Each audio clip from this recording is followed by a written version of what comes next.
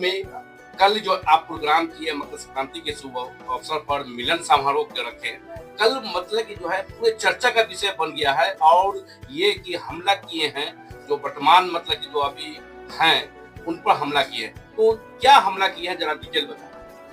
नहीं, मतलब कि शिक्षकों की भावनाओं के साथ खिलवाड़ करके एक आदमी चुनाव लड़ा, एक्टिंग करके एक वीडियो बनाया गया, मास्टर लोग पूरे इमोशनल हो गए, उनको वोट दिया गया। उसके बाद उन्होंने शिक्षकों के लिए कुछ किया नहीं है। और अभी अभी अभी कुछ दिनों पहले एक एक्सीडेंट हुआ था स्कॉर्पियो का, निकल गए थे, ड्राइवर गाड़ी चला रहा था, कहीं पर जाकर टक्कर मार दिया, उसको उल्टा सीधा कहानी बनाने की कोशिश की गई है। तो इस तरह से एक्टिंग करके सस्ती लोकप्रियता हासिल करने की कोशिश लॉन्ग रन में कामयाब नहीं होगी, यही कह रहा था। क्या चल रहा है उनका शिक्षकों के प्रति, क्या डेडिकेशन है तो साफ पता चलता है, लेकिन साथ में वो क्या कर रहे हैं, क्या डीओ ऑफिस में चल रहा है, क्या इधर उधर का काम चल रहा है, पब्लिक सब जानती है। इसलिए लोग वर्तमान प्रत्याशी से जो जीत करके आए हैं, जो हमारा रिप्रेजेंटेशन कर रहे हैं, उससे टोटली अनसेटिस्फाइड है। तो बाकी लोगों के बारे में भी मैं यही बोला, कुछ लोग मानसून फ्रॉड हैं, इलेक्शन का समय आते हैं तो नजर आ जाते हैं, उसके बाद कहाँ गया उसे ढूंढो, बहती हवा सा था वो, गायब हो जाते हैं, नजर नहीं आते हैं, कोई सरोकार नहीं रहता है। तो किसी भी कैंडिडेट का किसी भी वोटर पर नैसर्गिक उत्तराधिकार नहीं है, ठीक है। कोई ये क्लेम नहीं कर सकता है कि मेरा इन वोटर पर या स्नातक वोटरों पर मेरा एक उत्तराधिकार है। कुछ लोग बाहरी लोग भी आ गए हैं, ठीक है, तो वो यहाँ के सुख दुख में शामिल नहीं होंगे। तो यहाँ से जाएंगे, पटना जाएंगे, दिल्ली जाएंगे, तो यहाँ के लोग कहाँ तक उनको ढूंढते रहेंगे। मैं अपनी बात इसलिए कह रहा था कि मैं तो चाहूँ तो अभी भी यूरोप जा सकता हूँ, मेरी जो डिग्री है ICT में, यूरोप में कहीं भी प्रैक्टिस कर सकता हूँ। यही है कि मेरी चिंता रेवा घाट में जाएगी, तो मेरा क्लिनिक, मेरा घर, सब कुछ यहाँ है, त्रिभुज क्षेत्र में है और यहीं रहूँगा। तो किसी भी तरह की समस्या के लिए मैं आप मेरे पास आ सकते हैं। मैं इसलिए सक्सेसफुल रहा हूँ 15 साल। पिछले 15 साल में कोई ये एलिगेशन नहीं लगा सकता कि रात में 3 बजे कॉल किया गया था तो मैं उनकी बात नहीं सुना। मैं आया हूँ हॉस्पिटल में उनको देखने के लिए।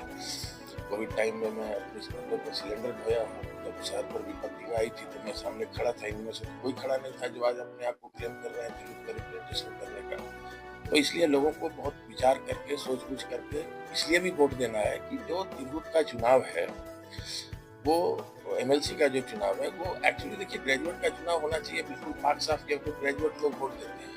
लेकिन हम लोग सब कोई जानते हैं कि ये पैसा और करप्शन का खेल बंद करके रख गया है, बिल्कुल मलिन और अपवित्र ढंग से इलेक्शन हो रहा है। तो इस सिस्टम को बदलने के लिए सब आदमी को जो ग्रेजुएट है एक बार जोर लगाना होगा कि वापस उस तरीके से इलेक्शन हो, शिक्षा और शिक्षाविदों को MLC पर भेजा जा सके विधान परिषद में, जहाँ जेन्युइनली शिक्षकों का, वकीलों का, बैंक कर्मियों का, पोस्टल डिपार्टमेंट वालों का और अनएम्प्लॉयड स्नातक लोगों का मुद्दा को उठाया जा सके। देखा गया है कि उम्मीदवार तो बनते हैं मगर सब लोग ठगा महसूस करते हैं कि वो मतलब कि जैसे जो विद्यार्थी का जो है बगल में कि तो जड़ है कि अगर आप सेशन ठीक से टाइम पर कर लीजिएगा तो अनएम्प्लॉयमेंट का बहुत सारा प्रॉब्लम नहीं रहेगा।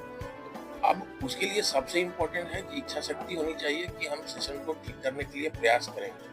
अपने अपने दिल पर हाथ रख के सोचिए और अपनी अंतरात्मा को जवाब दीजिए कि जो वर्तमान MLC है क्या इस बारे में सीरियस है। आंसर इज एम्फैटिक नो, बिल्कुल भी नहीं है, ठीक है।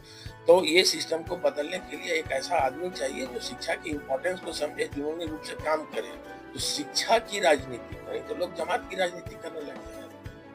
तो देखा गया कि कल जो है 5,000 की भीड़ में आपको कल जो है उम्मीदवार घोषित कर दिए, तो आपका मुद्दा क्या होगा? जैसे मैंने बताया, जो मेन 2 आधारभूत मुद्दे शिक्षा और स्वास्थ्य है। उसके अलावा मैं बेरोजगार युवकों के लिए और युवतियों के लिए, जो लोग ग्रेजुएट हैं, उनके लिए मैं बेरोजगारी भत्ता की मांग करूंगा और इस मांग को पूरे जोर शोर से उठाऊंगा। एक बात जो मैं देखा हूँ कि इसमें वकीलों की जो समस्याएं हैं, बैंक कर्मियों की जो समस्याएं हैं, सोशल डिपार्टमेंट की जो समस्याएं हैं, ये सारी समस्याओं पर कोई ध्यान नहीं दे रहा है। तो प्रॉब्लम सब कुछ, इवन डॉक्टर्स के साथ प्रॉब्लम, बहुत तरह का प्रॉब्लम फेस करना पड़ता है उनको मेडिकल कॉलेजेस में या प्राइवेट प्रैक्टिस में। तो हर लेवल पर कुछ न कुछ समस्या है और एक आदमी चाहिए जो एक विद्रोही हो, रेबल हो और एक ईमानदारी से क्वेश्चन कर सके सरकार से। तो इसके लिए जरूरी है कि एक ऐसे बंदे को वोट दिया जाए जो सरकार से क्वेश्चन करे और उसका आंसर ढूंढे सरकार से। सीतामढ़ी, शिवहर और वैशाली मुजफ्फरपुर में घूम रहे हैं, तो लोगों से क्या रिस्पांस मिल रहा है? ये तो कल आप लोगों ने देखा था कि कितनी भीड़ थी और आप लोग तो एक्सपीरियंस्ड हैं, सब ग्रेजुएट लोग ही आए थे और काफ़ी प्यार और काफ़ी समर्थन दिया है उन्होंने। तो ये जो प्यार और समर्थन देखने के बाद लगता है कि इस बार तिरहुत की जनता ने फैसला कर लिया है कि इस वर्तमान अपंगु और अक्षम एमएलसी कैंडिडेट को उठाकर फेंक देना है और एक सिंसियर बंदा चाहिए इस एमएलसी तिरहुत स्नातक उम्मीदवार जो जीत कर जाए और जनता के मुद्दों और खास करके स्नातक लोगों के मुद्दों को जोर से उठाए।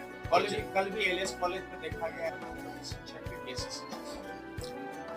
देखिए, शिक्षकों की जो भी जायज मांगे है उसको तो उठाना चाहिए, लेकिन मैं उससे बड़ी बात बोलता हूँ कि जो आपका रिप्रेजेंटेशन है उनका इच्छा शक्ति कितनी है, उनकी इंटीग्रिटी कितनी है, क्या वो सच में इस बात को लेकर के इच्छुक है और इंटरेस्टेड है और पैशनेट है कि शिक्षकों की मांग को उठाई जाए जेन्युइन तरीके से? मुझे ऐसा लगता नहीं है।